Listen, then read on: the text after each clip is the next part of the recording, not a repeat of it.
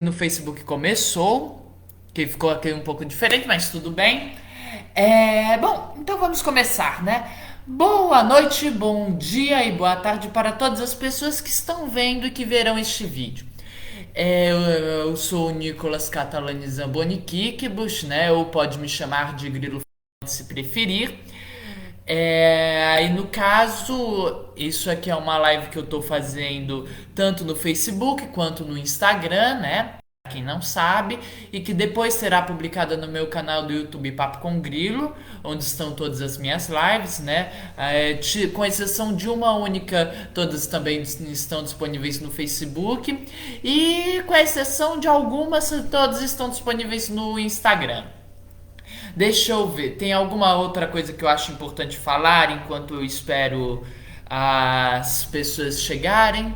Ah, sim, é claro. Sendo uma live, espero a compreensão de vocês, porque eu irei esquecer o que vou falar.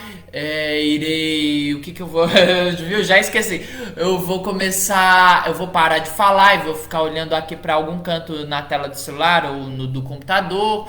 Eu vou falar alguma coisa aleatória, né? Enfim, esse tipo de coisa. Deixa eu ver outra coisa. Sim, é claro, pra quem não sabe, pra quem está vendo esse vídeo meu, esse um vídeo meu pela primeira vez, né? O objetivo dos meus vídeos é contar a história do Brasil contextualizada na história da capoeira, né? Então, geralmente eu trabalho utilizando músicas, né? Não nesse caso, porque eu particularmente não conheço nenhuma música falando da história do Rio de Janeiro, né? De uma música de capoeira, né? Ou uma ukulele, puxada de rede, enfim, né? Eu particularmente não conheço nenhuma, então não tem mesmo, né? Mas, assim, no vídeo da semana passada que a gente falou de Salvador, teve, né? Retrato de Salvador, que apesar de não falar da fundação de Salvador, porque o que seria particularmente estranho, se você quer saber, né? Porque seria meio fora de contexto. Conta como é a cidade de Salvador, né? E mais importante, que é uma coisa que a gente vai discutir depois, né? Quando a gente começar a falar da capoeira do século XIX mesmo, né? Fala os locais em que a capoeira era praticada, né? Os lugares realmente importantes de Salvador, né? É... Bom, deixa eu ver o que mais. Deixa eu lembrar aqui. Ahn, não tô lembrando agora mais o que eu queria falar, não. Então, sim, no caso o vídeo de hoje vai ser falando sobre a história do Rio de Janeiro, né? Um pouco da história do Rio de Janeiro, mas com foco maior na fundação da cidade, né? Porque a. Bom, eu não sei quanto tempo, mas eu tenho certeza de que nos últimos três vídeos eu vou tirar o volume aqui do celular, porque sei lá como é que fica, mas enfim, né? É... Vixe, o que eu queria falar antes de falar do volume do celular? Sim, no caso, os últimos três vídeos, creio eu, foram falando justamente da focados na fundação, né? Mas um pouco da história das cidades onde a capoeira floresceu, né? Porque a gente não sabe realmente onde a capoeira surgiu, a gente só pode imaginar e supor, né? É, mas a gente pode afirmar onde ela floresceu. E no caso foi em São Paulo, foi especialmente em Recife, né, em Olinda, mais em Pernambuco em geral, né, na Bahia, especialmente em Salvador e no Recôncavo Baiano. E também, é claro, não podemos nos esquecer do Rio de Janeiro. Boa noite, Silvana. Né? Que inclusive vai ser o responsável por perseguir a capoeira, né? Vai ser no Rio de Janeiro durante todo o século XIX, praticamente a capoeira vai ser perseguida. No século inclusive, eu até suponho que seja por isso que a capoeira ficou proibida em território nacional, né? Porque afinal de contas a capital era o Rio de Janeiro e expandiram simplesmente a decisão de que capoeira não deveria ser praticada, né? Enfim. Porque inclusive também era proibido em São Paulo, era perseguido em São Paulo, mas não por conta da situação de São Paulo, era pra imitar o Rio de Janeiro mesmo, né? Enfim, já deu uns 5 minutos, então vou começar agora a falar sobre a história do Rio de Janeiro. Bom, como todos vocês sabem, né? essa história, para se falar de um lugar, tecnicamente, deveria se começar na origem desse lugar. O que no caso seria, por exemplo, a origem do universo, né? Mas vamos avançar um pouquinho aqui, né? Porque eu tenho certeza de que falei disso várias vezes, né? Então, nesse caso, avançando alguns bilhões de anos, né? Só um pouquinho de. Até pouco tempo atrás, né? Tipo assim uns 100 mil anos, né? Pouco tempo atrás, 100 mil anos, né? Os seres humanos, eles chegaram nas Américas, né? Segundo as datações mais longínquas da Serra da Capivara, se minha memória não falha, né? Mas, enfim, né? Prefiro ficar, tipo, só com 80 mil anos, né? Eu prefiro não me arriscar tanto assim. Bom, enfim, em algum desse momento aí, nessa faixa de milhares de anos, os seres humanos chegaram nas Américas, vindos lá da África, né? Do continente africano, e chegaram aqui no Brasil, né? E aí, no caso, milhares de anos depois dessa chegada, né, teria vindo os povos asiáticos, né, originalmente asiáticos, e que seriam os povos que dariam origem seriam os ancestrais dos povos ameríndios, né, os povos indígenas do continente americano, né, e que teriam chegado lá pelo Estreito de Bering, né? Lá onde a Rússia encontra o Alasca, né? E acabariam chegando aqui. E dentro de toda essa história, né? Ocorreria nas migrações tupi, que acabariam levando povos tupi para o litoral e expulsando povos macro-G, né? No caso, pouquíssimos povos macro-G ficaram realmente nessa faixa do litoral, né? Isso teria acontecido lá mais ou menos pela era cristã, né? Entre esses povos macro-G que ficaram no litoral estavam os Waitaka, né? E eu falei de um outro povo semana passada, mas que agora eu não estou lembrando qual que era, né? Tem um outro povo também que eu não tô lembrando agora qual que era, não. Mas que tá lá no vídeo que eu conto da história de Salvador, né? Bom, e na região mais ou menos lá do Rio de Janeiro, né? Não é uma coisa precisa porque os territórios indígenas, justamente por conta dos constantes conflitos, mudavam, né? Das migrações mudavam, né? Não era exatamente uma coisa fixa. Além disso, a geografia do Brasil não respeita a geografia dos povos tradicionais, né, dos povos originários, né, mas mais ou menos a região do Rio de Janeiro era habitada pelos tamoio, né, os tamoim, não sei tupi, mas deve ser uma coisa assim a pronúncia, né, e que significa avós, né, possivelmente isso seria pelo fato de serem o povo que estava mais tempo instalado no litoral. E eram só, tipo assim, uns 70 mil, né? Porque, enfim, era pouca gente, né? O tanto que os portugueses, quando chegaram aqui, olharam assim, 70 mil tamoios e concluíram que não tinha ninguém, né? Era muita pouca gente, né, gente? Só eram 70 mil lá na faixa da Baía de Guanabara até a Ilha Grande lá em São Paulo, né? E os tamoios, evidentemente, eram aliados dos franceses, né? E também a gente tinha vivendo basicamente do outro lado da ilha de Guanabara, né, na atual ilha do Governador, que é essa ilha aqui, né, está indo até o Espírito Santo. A gente tinha os Temiminó, né, que seriam os cujo nome significa descendentes.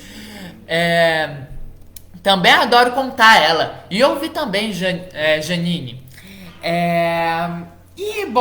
E dentre tudo isso, né, eu gostaria de compartilhar com vocês uma história que eu ouvi o Álvaro Tucano contando, né? Uma história dos Iepamaçã, que é o povo dele, que também é conhecido como o povo tucano. E os Iepamaçã, né?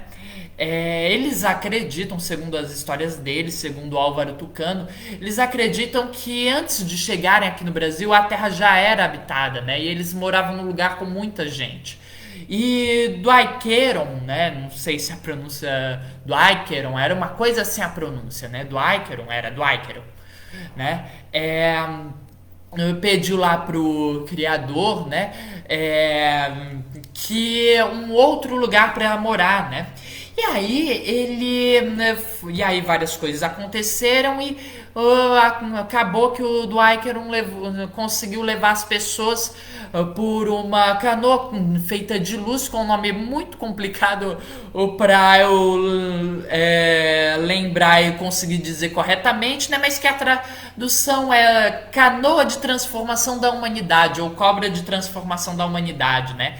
E nessa canoa barra cobra, né? Do Ikeron, os filhos dele, várias pessoas, né? Sábios, coisa e tal, viajaram por dias, né? Até chegarem ao outro lado do mundo. E eventualmente nessa viagem eles acabariam chegando lá onde hoje a gente chama de da Guanabara, mas que não se chama Baía da Guanabara, como é que era? Lago de Leite Materno, ou Lagoa das Mirações de Ayahuasca, né? Esse que é o nome da Baía de Guanabara. E enfim, tem vários topônimos, inclusive, né, que mostram que provavelmente eles realmente, no mínimo, teriam estado na Lago de Leite Materno, que seria a Baía de Guanabara, né?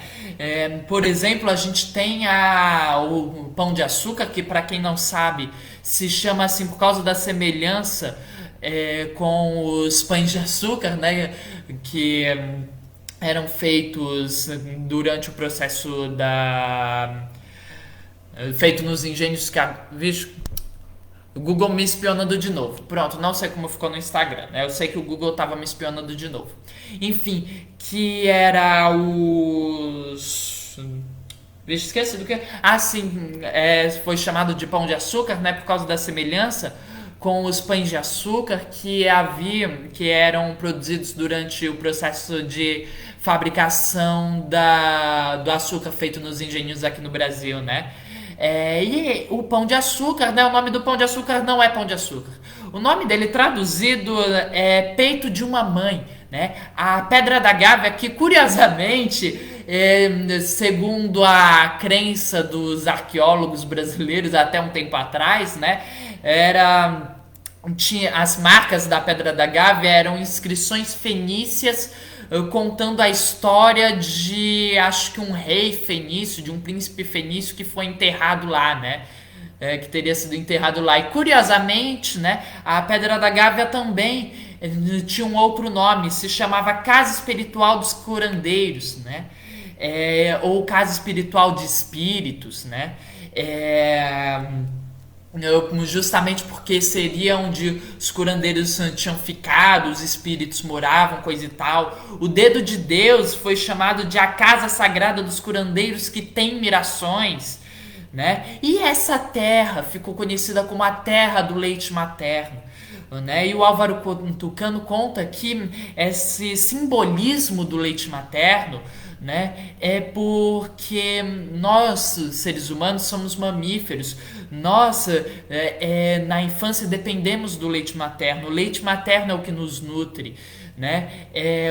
Então, sendo assim, o leite materno seria uma questão de abundância e uma coisa que deve ser preservada e respeitada, diferentemente do que a gente está vendo hoje, né? De pessoas muito ignorantes, né? De verdadeiros bisbórrias e energúmeros, né? E aí, bom, gente, acontece que a gente tem lá na região do Mar Mediterrâneo, né? A gente tem a queda da cidade de Constantinopla no ano de 1400 e qualquer coisa aí. Não sei o ano não lembro agora não. Talvez 1460, essa data tá na minha cabeça. Mas enfim, se quiser saber a data exata, só vai pesquisar. O importante é que houve um vídeo meu, um dos meus primeiros vídeos que eu falo da queda de Constantinopla. O importante é que quando a queda de Constantinopla caiu, a gente tem todo aquele efeito dominó que acaba levando o processo das grandes navegações, né?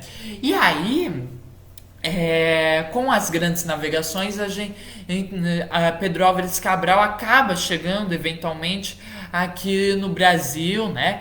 Encontra lá os índios, coisa e tal, lá acho que eram os Tupinambá, né? Ou então eram os Tupiniquim, agora eu não lembro não, mas tenho quase certeza que eram os Tupinambá. E aí, né, vai continuar sua viagem lá para Calicut, aí chega aquele processo de colonização do Brasil, né? O período durante o chamado período pré-colonial, que foi de 1500 a 1530, os portugueses eles não se instalaram no Brasil, eles basicamente ficaram fazendo feitorias e fazendo o comércio do pau-brasil, né? Combatendo os franceses, porque enfim os franceses não respeitavam o Tratado de Tordesilhas, né? Um absurdo, afinal, só porque o sol brilha para todos e não encontraram o testamento de Adão para mostrar a cláusula pro rei da França, né, não significa que o mundo não era dos portugueses e dos espanhóis, né, quer dizer, e você vê, evidentemente, uma terra só com 70 mil pessoas de um único povo, né, uma terra que tinha no mínimo centenas de povos, né, com certeza era uma terra de ninguém que obviamente pertenceria aos portugueses, tá lá no testamento de Adão, né, só que os portugueses ainda não morreram sem encontrar esse documento, né? Esses portugueses. Mas, enfim, tinha lá um monte de confusões lá da coroa portuguesa, querendo dizer que o tratado era válido, né? Acho que Dom Henrique I, né, o rei da França da época, dizendo que não era coisa nenhuma, né, e dizendo o sol brilha para todos. E quero ver no a cláusula do testamento de Adão que como é que era? Não é restringiu, me impediu de participar da partilha do mundo, né? Uma coisa assim, a frase que ele dizia, né, gente? Vocês veem, uma pessoa assim absurda, né? Um absurdo dizer isso. E aí, bom, é fato o seguinte, que aí então decidiu-se começar a colonização do Brasil, porque afinal de contas esses franceses folgados estavam aqui roubando o pau-brasil dos portugueses, que obviamente era deles, né? Afinal de contas, a terra era deles, né? Só tinha um monte de gente morando antes mesmo deles conhecerem, né? Enfim, aí o Martim Afonso de Souza vem aqui pro Brasil, se torna capitão donatário lá da capitania de São Vicente, né? Houve aquelas histórias sobre o Rei Branco, né? Que vivia num reino no alto das montanhas, que você podia chegar pelo Rio da Prata, né? E que possuía muitas riquezas de ouro e prata, né? E aí o Martim Afonso de Souza, né, quando soube dessa história, começou a planejar um jeito de conquistar o reino do Rei Branco, né, que na verdade era o imperador Inca, né, e também violar o Tratado de Tordesilhas, que era super válido, né, porque eles sabiam muito bem que eles não tinham nem a foz do Rio da Prata, né, mas enfim, um tratado muito válido, muito respeitado, com certeza, né, só os franceses que não respeitavam o tratado. E aí, né, E aí, então, para garantir que eles iriam conseguir, né, ele pegou basicamente todas as capitanias do sul, né, da região sul do território da América Portuguesa, né, as que ele não pegou, ele deu pro irmão dele, né, e só teve uma que ele deu pro Pero de Góis, que não era parente dele, né, mas que era um acompanhante dele, né? O mais pobre de todos os capitães donatários e sem dúvidas o mais ferrado deles, né? E o mais azarado também, que pegou a capitania do Espírito Santo, agora eu não lembro se era do Espírito Santo, talvez São Tomé. Bom, enfim, e aí, né, e o irmão dele, na verdade, inclusive a única capitania que o irmão dele não pegou, que foi no sul, foi uma que ficava lá, que acho que mais pro Nordeste, né, e que ele ganhou por ter expulsado franceses que não deviam estar lá, né.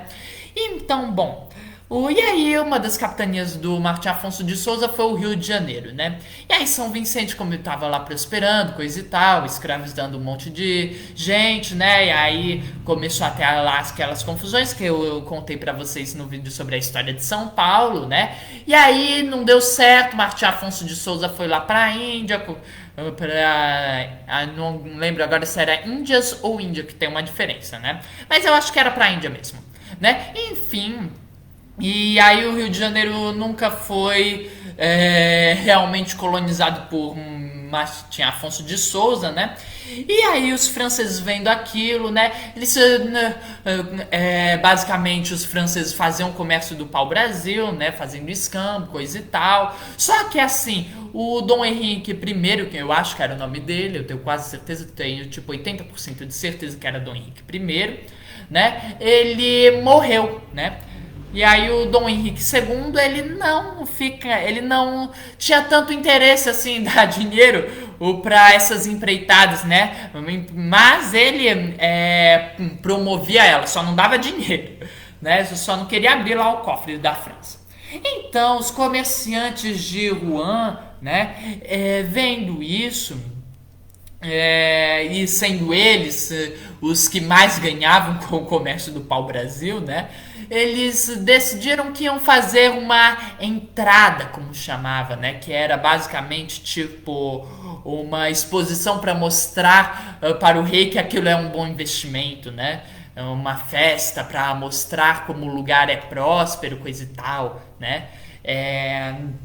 E aí o Dom Henrique II foi lá para essa entrada em Rouen, né? E ficaram lá assistindo lá a exposição na beira do Rio Sena. E adivinham só o que era a exposição? Essa é a parte mais maravilhosa dessa história, né? Na minha opinião. O que foi feito?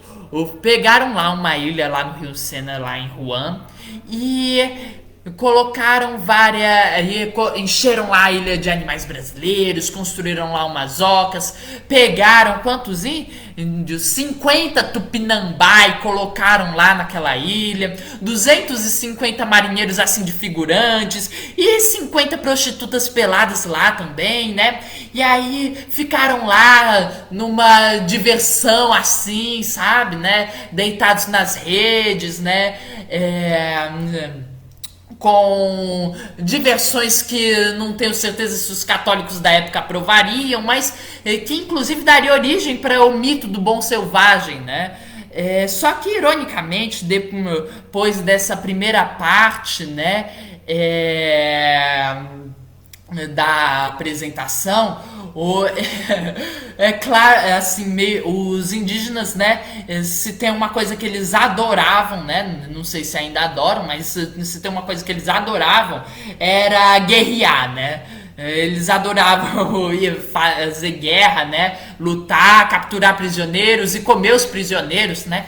Então, assim, depois dessa primeira parte, o que foi feito? Foi feita uma esquiomaquia, né? Que é uma apresentação romana de luta de gladiadores, sabe? De pegar e fazer guerra mesmo, né? Uma simulação de uma guerra, né? E aí fizeram lá essa esquiomaquia indígena, né? Pegaram os Tupinambá e colocaram lá eles para lutar com os marinheiros vestidos como tabajaras, né? E o bom, né? Dizem que a luta assim foi extremamente brutal, né? Talvez tenham esquecido de explicar direito pros indígenas, né? O objetivo, porque eles até tacaram fogo nas ocas, né? Uma maravilha, né? E aí depois fizeram uma... esqueci agora o termo correto para uma esquiomaquia naval, né? Mas que também se faziam, né? Também era uma prática romana, né? Pegavam, enchiam o coliseu de água e aí faziam uma simulação de uma batalha naval. E aí fizeram, né? Pegaram lá uma caravela a moda lá portuguesa, né? E aí os indígenas, aí os Tupinambá pegaram, ficaram tacando lança, flecha, incendiaram, né, coisa e tal, e aí ganharam no final das contas, né? E enfim, aí foi essa maravilha, né? E aí talvez a melhor parte ainda, talvez o que seja melhor do que isso, né? que deve ter sido ignorado quando começaram a construir a ideia do bom selvagem, né? É, foi o seguinte, né? O rei Henrique II, né? Pegou e chamou os indígenas lá, né? Uns três ou quatro tupinambá mais fortes, assim, né? E perguntou pra eles o que eles estavam achando do lugar, né? E a resposta foi assim maravilhosa, né? Porque eles olharam assim pra começar, né? O Henrique II. E quando disseram que aquele cara era o rei, né? Eles acharam muito estranho, tipo, um moleque de 20 e poucos anos, o Fracote é o rei, é o chefe, né? Por, com tantos guerreiros e tantas pessoas mais fortes, né? É uma coisa estranha, né?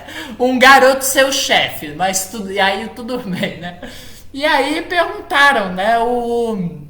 E aí ele perguntou, tá, mas além disso, o que você está achando da cidade, né? E aí eles falaram que o lugar, né, era assim como é que era? Era muito estranho, porque tinham muitas poucas pessoas como o rei, né, vivendo bem, e tantas outras que não tinham nada, né? E aí o rei perguntou, tá, mas e além disso, o que vocês estão achando da cidade, né? Porque, claro, para isso não esquecer, né? Levavam constantemente indígenas para a Europa, enfim. E aí, o que você estava achando da cidade? E aí, eles falaram, né, que achavam muito estranho o fato de estar nessa situação, né, de gente com muito e muita gente com pouco, né? E essa muita gente com pouco não ir lá enganar eles e pegar as coisas deles, né? É assim, maravilhoso. Mas como vocês podem ver, esse realmente é um povo assim que não presta, né? Criticando a ordem natural das coisas, né? Arranjando confusões desde quando foi a festa, desde 1º a 2 de outubro de 1550, né? Vocês estão vendo a mesma coisa acontecendo hoje em dia, como as coisas não mudam, né? Muita gente com pouco, pouca gente com muito, e já tendo gente discutindo a ordem natural das coisas e querendo ter as terras que eram deles, né? E que estão sendo, não, invadida não é a palavra, deixa eu ver qual que seria, como é que é? Modernizadas, né? Vocês estão vendo como é que é, né, gente? Enfim.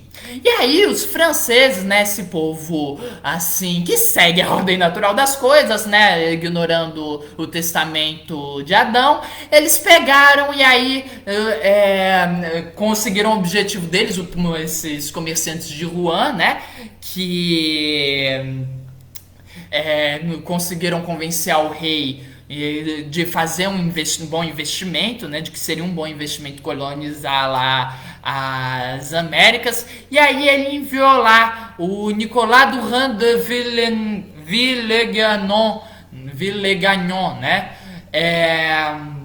Nicolas Durand de Villegagnon, né, que estava inclusive presente nessa entrada, né? E aí no dia 10 de 9 de setembro de 1555, o Villegagnon ele chegou na Baía de Guanabara também, né? Acompanhado de 600 colonos, né? E deu início ao projeto de fundação da França Antártica.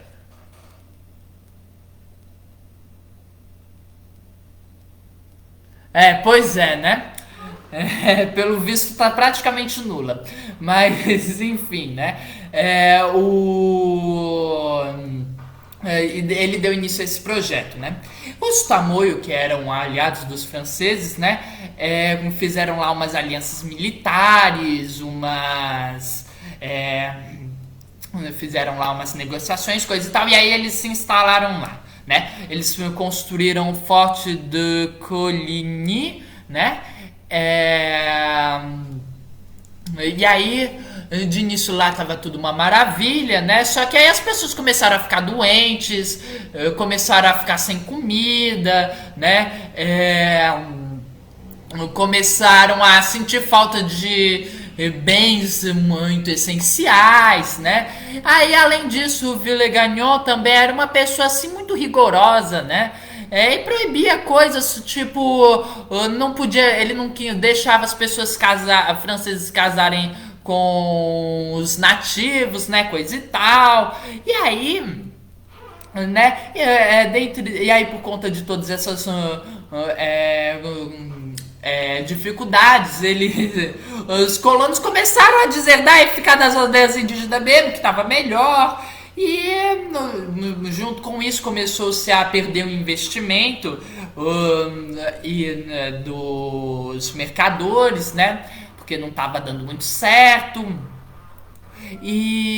Mas aí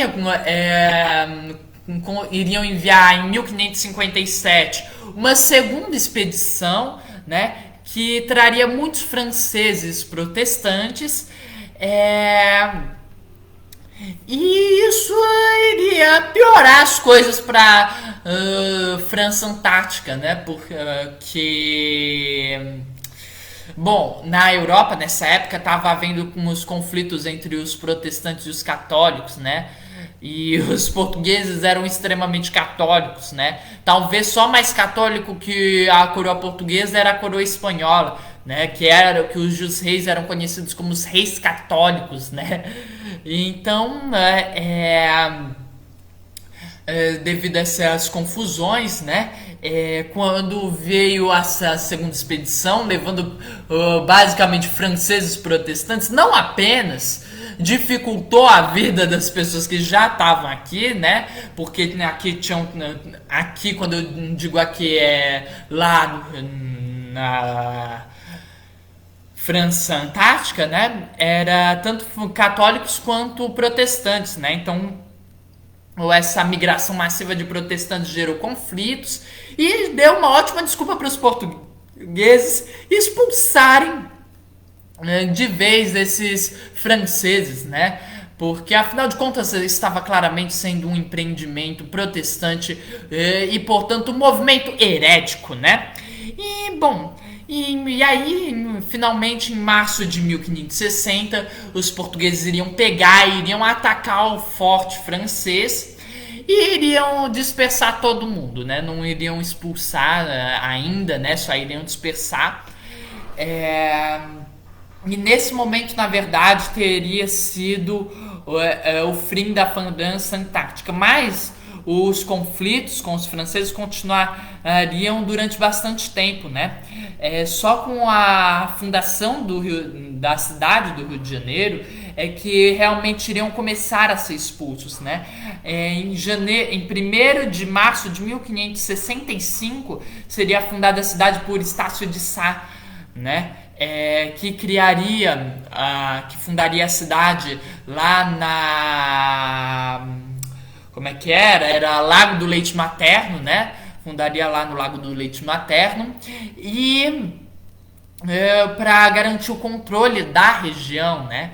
Iriam começar a partir daí ter vários conflitos com os franceses que ficaram e principalmente com os aliados tamoio deles, né? Curiosamente a cidade não se chamava Rio de Janeiro, originalmente se chamava São Sebastião do Rio de Janeiro.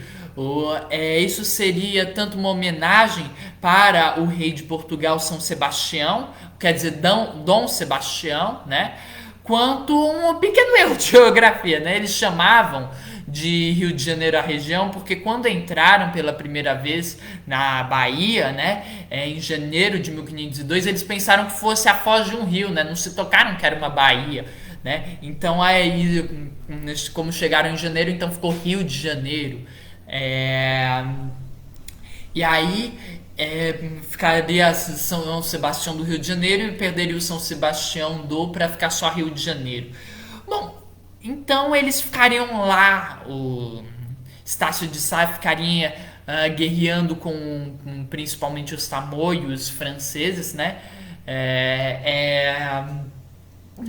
Até 1567, que seria quando ele finalmente receberia a ajuda dos inimigos dos tamoios, portanto inimigos dos franceses, né? Liderados por Araribóia. E aí, junto disso também haveria uma pacificação dos tamoios lá de São Vicente, né?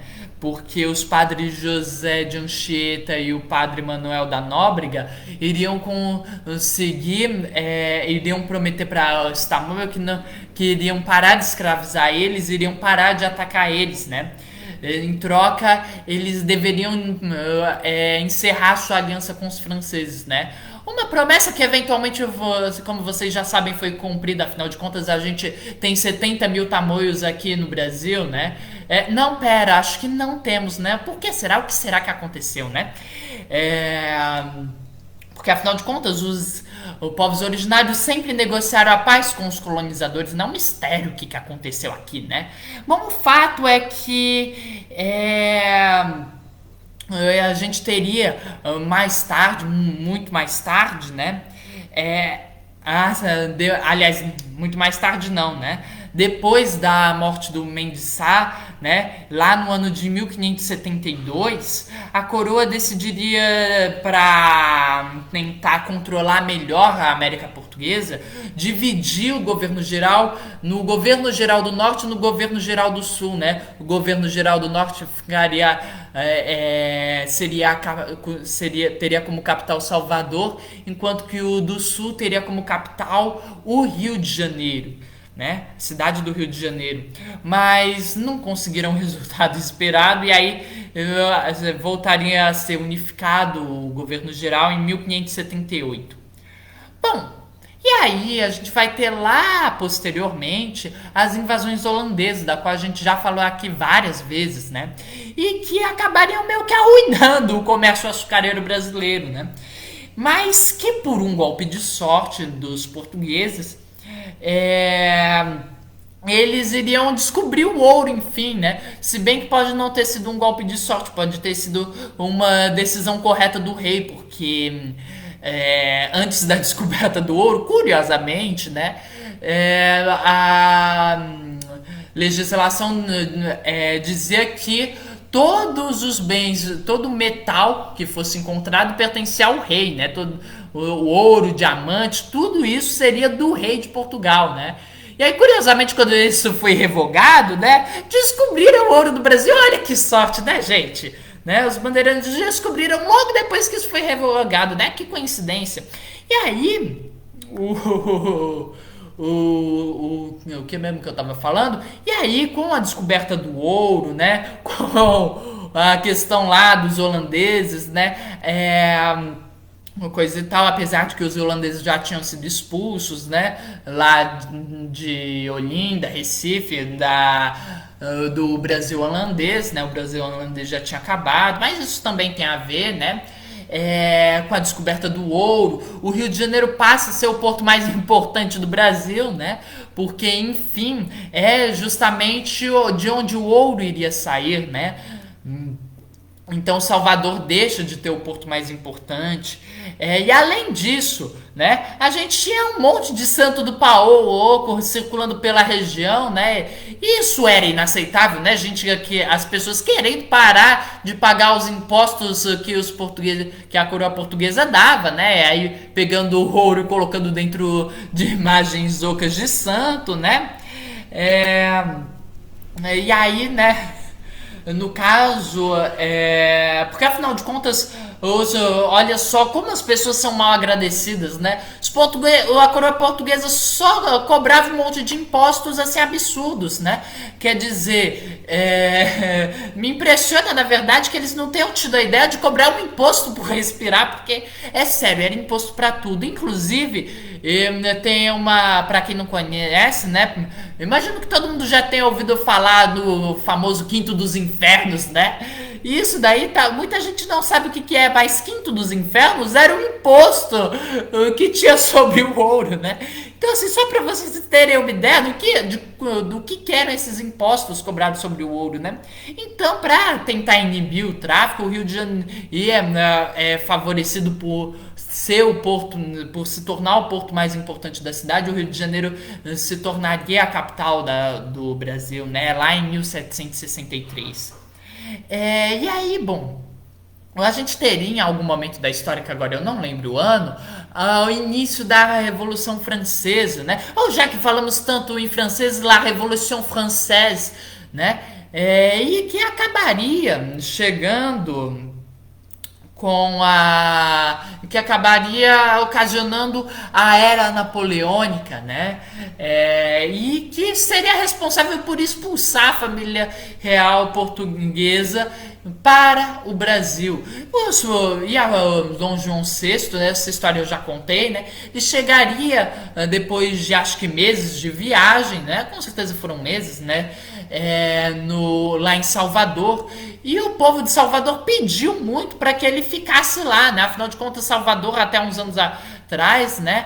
Tipo, menos de 40 anos atrás, eu acho, era um lugar importante, né? Mas antes de perder o status de capital, né? Mas aí o Dom João VI seguiu a viagem e foi lá para o Rio de Janeiro, né? E ele vai proporcionar uma grande urbanização, né?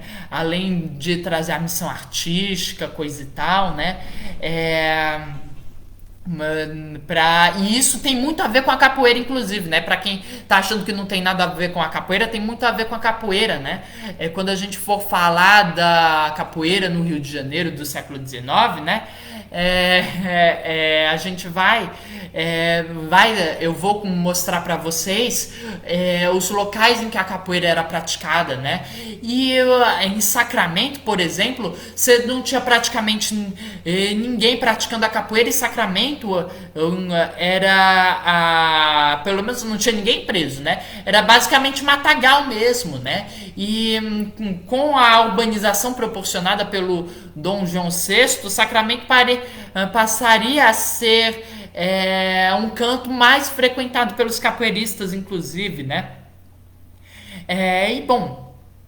E para vocês terem uma ideia, né, do que isso significou, em 1808, que foi o ano que Dom João VI chegou no Brasil, a população escrava do Rio de Janeiro era de 20%, contra 78,5% de pessoas livres e 1,5% de pessoas libertas. Em 1821, que seria o ano anterior à independência do Brasil, a população escrava era de 45,6% de pessoas, né? Enquanto que a de livres era de 54,4%, né? Para vocês terem uma noção do que foi o período joanino no Brasil e mais especificamente no Rio de Janeiro, né?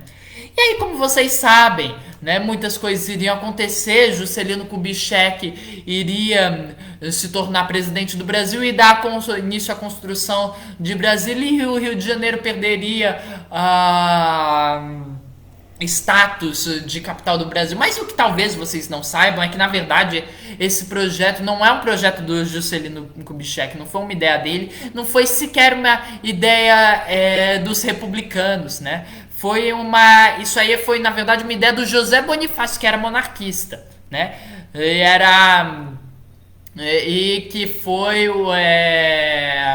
que era amigo do Dom Pedro I, né? Foi a ideia dele, né? Construir a capital do Brasil, no coração do Brasil, lá no centro do Brasil, né? No centro-oeste, no caso, né?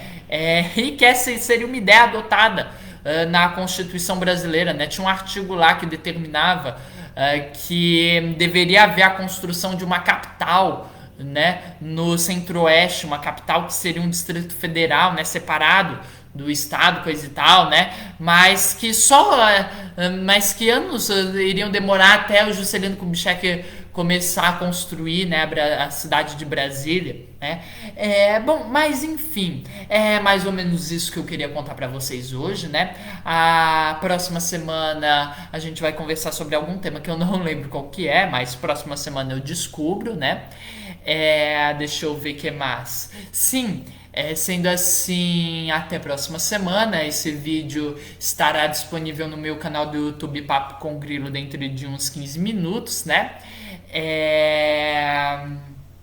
Agradeço quem for lá curtir, comentar, dar visualização, e agradeço quem compartilhar esse vídeo, né?